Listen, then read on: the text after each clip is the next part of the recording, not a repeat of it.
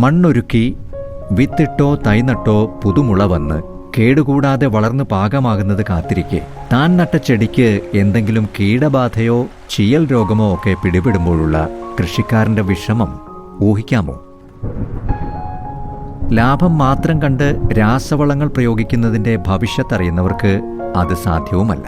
ചെടിക്കോ മണ്ണിനോ കേടില്ലാതെ കൃഷിയിൽ നഷ്ടം സംഭവിക്കാതിരിക്കണം എന്ന ആഗ്രഹമാണ് കേരള സർക്കാരിന്റെ കീഴിലുള്ള സംസ്ഥാന ഹോർട്ടിക്കൾച്ചർ മിഷൻ മൈക്രോബിയൽ ബയോ പെസ്റ്റിസൈഡുകളുടെ ലിക്വിഡ് ഫോർമുലേഷൻ എന്ന ആശയത്തിലൂടെ സാധ്യമാക്കുന്നത്.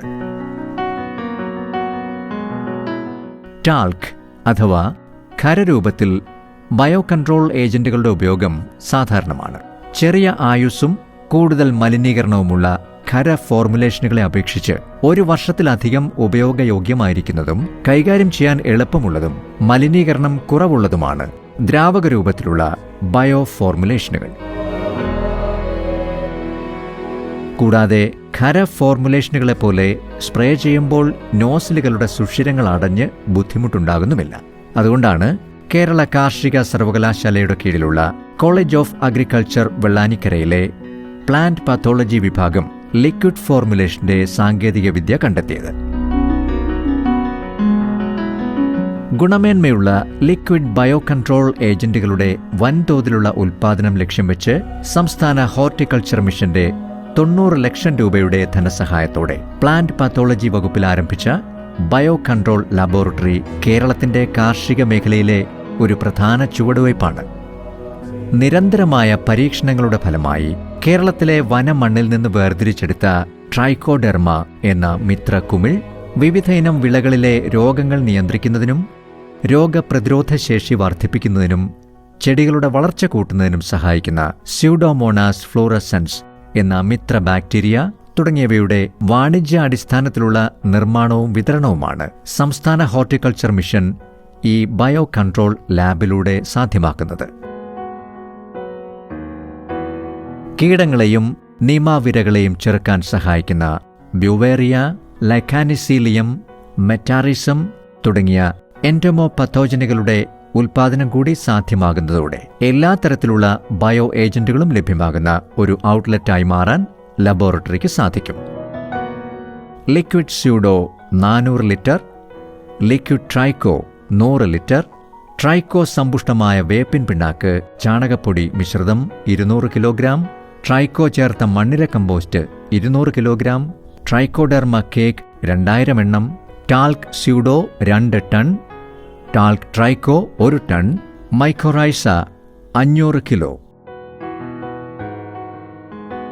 എന്നിങ്ങനെയാണ് ലബോറട്ടറി ആരംഭിച്ച് ഏതാനും മാസങ്ങൾ പിന്നിട്ടപ്പോൾ തന്നെയുള്ള പ്രതിമാസ ഉൽപ്പാദന തോത്.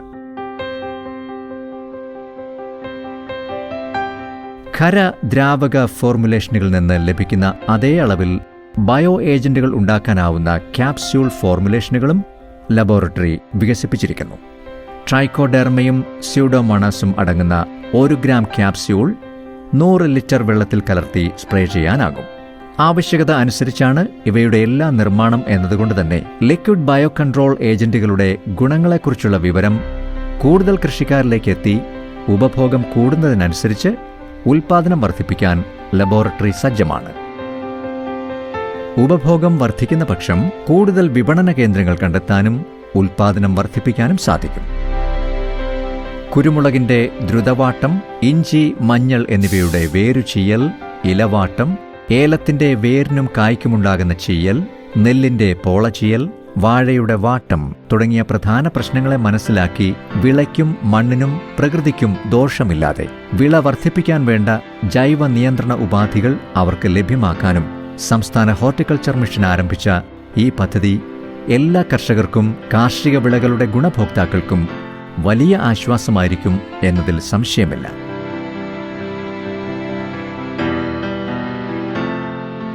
ബയോ ഏജന്റുകൾ വാങ്ങാനും അവയുടെ ഉപയോഗക്രമത്തെക്കുറിച്ച് അറിയാനും കൃഷിക്കാർക്ക് അതത് പ്രദേശങ്ങളിലെ കൃഷി ഓഫീസർമാരെയോ കാർഷിക വകുപ്പിന്റെ ഓഫീസുകളെയോ നേരിട്ട് സമീപിക്കാവുന്നതാണ്.